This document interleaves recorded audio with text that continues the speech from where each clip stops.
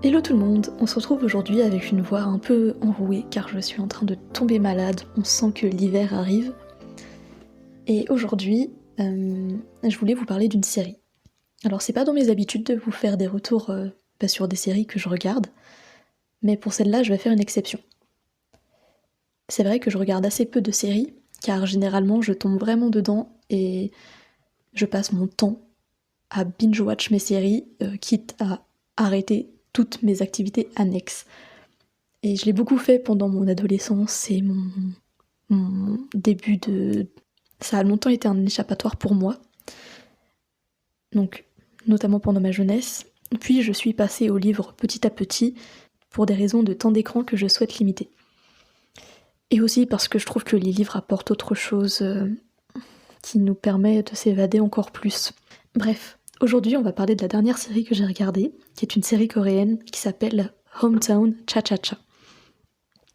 Ça faisait un moment qu'elle était sur ma liste, car elle était très bien notée dans toutes les reviews que j'ai pu lire. Mais j'avoue que j'avais quelques a priori quant à la série, car l'affiche fait assez fleur bleue, et parce que, je sais pas, je me disais une série asiatique, est-ce que ça va me parler ? Parce que c'est vrai que moi je suis habituée à des séries plus européennes ou américaines, et que ce que je peux regarder qui vient de l'Asie, généralement c'est plus des animés. Alors, chose que je faisais dans mon adolescence et que je ne fais plus du tout parce que c'est pas ce qui m'attire maintenant. Et au final, cette série s'est révélée être du baume à mon petit cœur. Alors, de quoi elle parle ? Je vous fais le synopsis, je vais un peu vous spoiler sur la fin, donc n'hésitez pas à passer ou à vous arrêter là si c'est une série qui vous intéresse. Après, en soi, on se doute déjà dès le début de ce qui va se passer, plus ou moins, donc je vais pas spoiler grand-chose non plus. Bref. Le synopsis.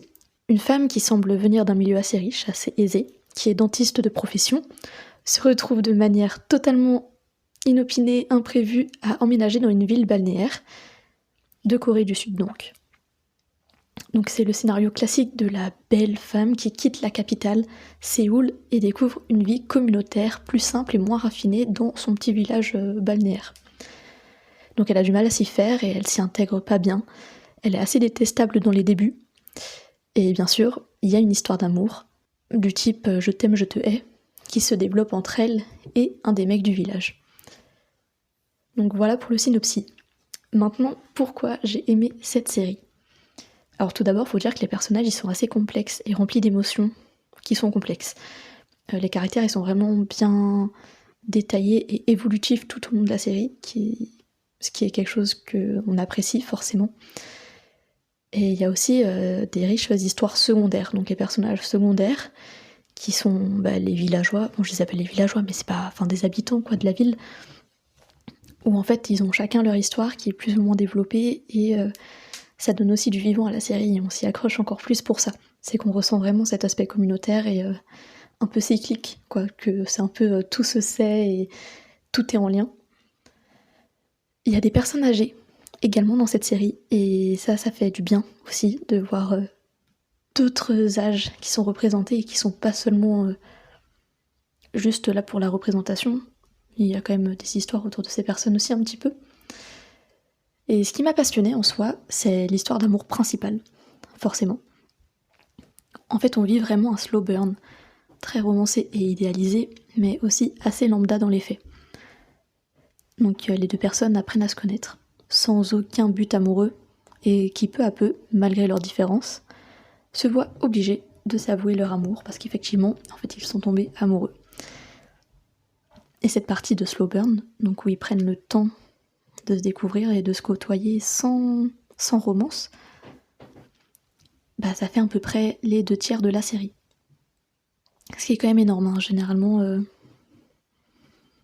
je sais pas, dans les séries plus américaines, va y avoir un bisou au bout du 3e épisode, et puis après ça va être du drama de tous les côtés, mais il y a déjà eu ce truc de romance. Là c'est pas le cas. Et ensuite, après cette phase de slow burn, on va vivre la phase de lune de miel. Donc cette même phase super niaise qui m'a donné envie de dégueuler parfois. Mais bon, j'abuse, c'est juste que c'est vraiment kawaii, je pense que c'est aussi culturel et que du coup, ça pique les yeux parfois quoi de regarder certaines scènes. mais ça fait plaisir à voir quand même, parce qu'il y a toute une évolution en fait dans leur relation. Et après vient la vie de tous les jours, une fois en couple. C'est ça que j'ai vraiment aimé. Alors j'ai vraiment aimé le slow burn, parce qu'il n'y a pas un empressement de se mettre en couple, ça prend le temps, ça nous tient en haleine.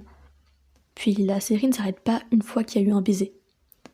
On voit vraiment toutes les phases de la relation, du début jusqu'à la routine, et ça c'est rare dans les films, parce que généralement une fois que les deux protagonistes se pécho, bah ça s'arrête en fait. Et là en fait on voit aussi l'après, ce qui est très rare et qui fait qu'aujourd'hui aussi on est dans une société où on a tous envie d'avoir des papillons dans le ventre et de rencontrer des personnes, d'avoir cette phase de flirt, etc. Mais qu'en fait, une fois qu'après on se met en couple, et bah on s'ennuie, on se fait chier. Et ça, je pense que c'est très culturel de par tout ce qu'on voit, tout ce qu'on nous amène en fait dans les films et aussi dans les livres.